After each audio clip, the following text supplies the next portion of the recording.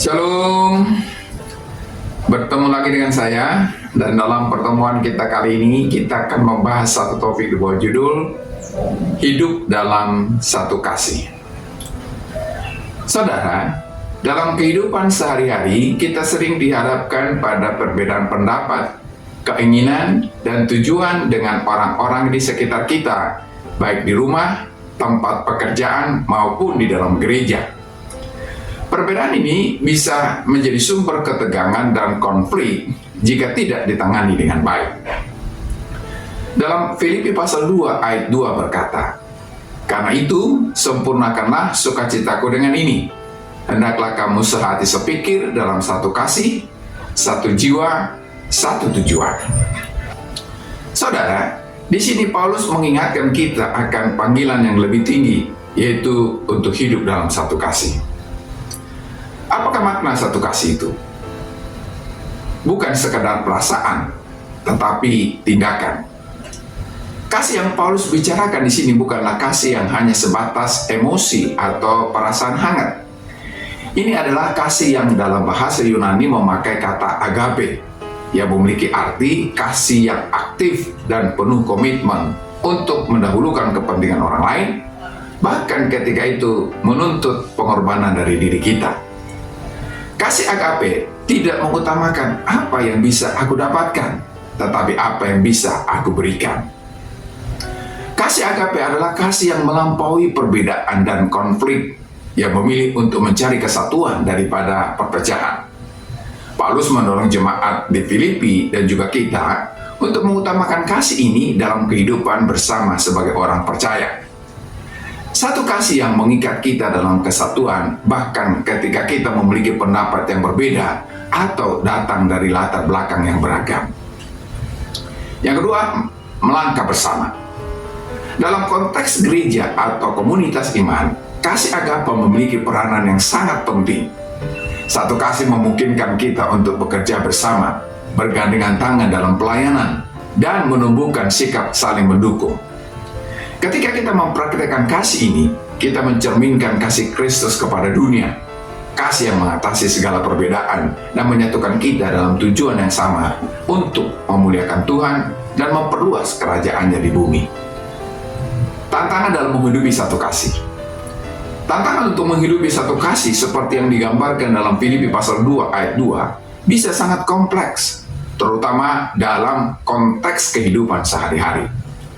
Berikut beberapa tantangan utama yang mungkin kita hadapi dalam upaya menerapkan satu kasih. Pertama adalah ego dan kesombongan. Salah satu tantangan terbesar adalah ego kita sendiri. Kasih menuntut kita untuk menempatkan kepentingan orang lain di atas kepentingan pribadi. Namun, seringkali kita lebih tergoda untuk memprioritaskan kebutuhan, keinginan, dan opini kita sendiri. Ego dapat menjadi penghalang utama dalam menciptakan persatuan, karena kita cenderung ingin membuktikan bahwa kita benar atau lebih baik daripada orang lain.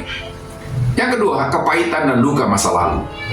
Luka masa lalu bisa menjadi hambatan besar dalam menghidupi kasih.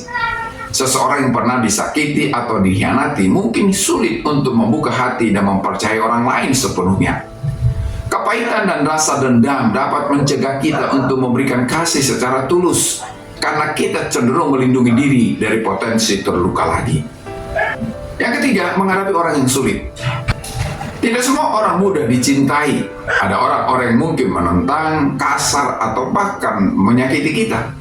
Dalam situasi ini, menghidupi satu kasih bisa menjadi sangat sulit. Kasih memanggil kita untuk mencintai orang lain, termasuk mereka yang sulit, dengan cara yang sama seperti kita mencintai orang yang dekat pertama kepada kita. Tantangan ini menuntut ketekunan dan pengendalian diri, serta kerendahan hati yang luar biasa. Yang keempat, godaan untuk membalas. Ketika kita diperlakukan dengan tidak adil, disakiti oleh orang lain, naluri alami kita adalah membalas dendam atau setidaknya menahan kasih kita terhadap orang tersebut. Kasih menuntut kita untuk tidak membalas kejahatan dengan kejahatan, melainkan terus menunjukkan kasih bahkan kepada musuh kita. Ini adalah tantangan yang sangat besar, karena bertentangan dengan dorongan alamiah manusia. Yang kelima, pengaruh budaya individualis. Saudara, dalam dunia yang semakin individualis dan terobsesi dengan kepuasan pribadi, nilai-nilai kasih tanpa pamrih dan persatuan seringkali bertentangan dengan budaya sekitar kita. Budaya ini mengajarkan kita untuk mencari kesuksesan pribadi, kebahagiaan, dan kenyamanan, seringkali dengan mengorbankan hubungan yang lebih dalam dan bermakna.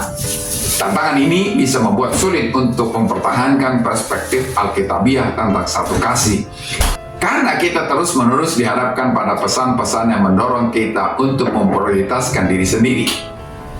Meskipun tantangan-tantangan ini nyata dan seringkali berat, kita bisa melihat bahwa hidup dalam satu kasih seperti yang dituntut dalam Filipi pasal 2 ayat 2 tidak mungkin dilakukan dengan kekuatan manusia saja.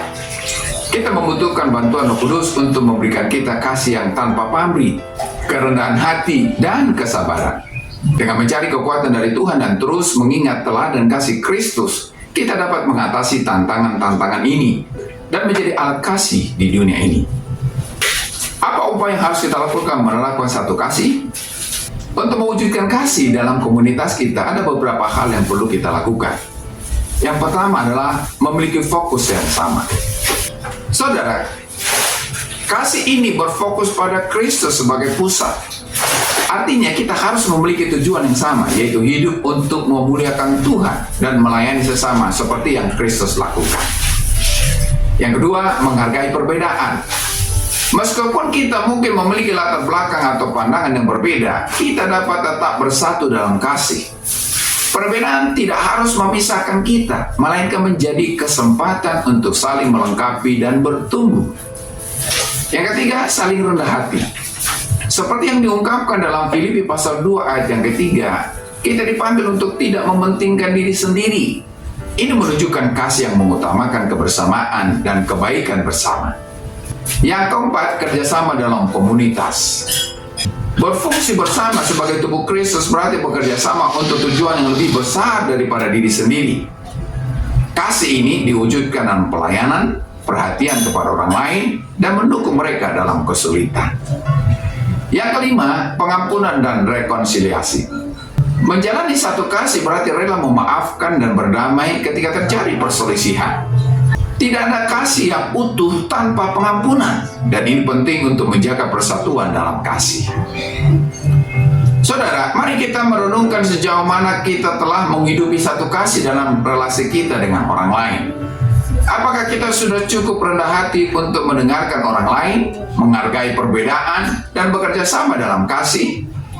Apakah kasih yang kita tunjukkan adalah kasih yang tanpa pamrih, ataukah kasih yang hanya muncul ketika kita merasa nyaman dan diuntungkan? Saudara, kasih yang sejati adalah kasih yang bertahan bahkan dalam keadaan sulit. Kasih ini memilih untuk tetap menyatukan kita dalam kesatuan hati dan tujuan, terlepas dari tantangan yang kita hadapi. Ketika kita hidup dalam satu kasih, kita tidak hanya membawa sukacita bagi orang lain, tetapi kita juga menjadi cerminan kasih Kristus bagi dunia. Sampai di sini pertemuan kita kali ini, dan kita akan lanjutkan di lain kesempatan. Terima kasih dan shalom.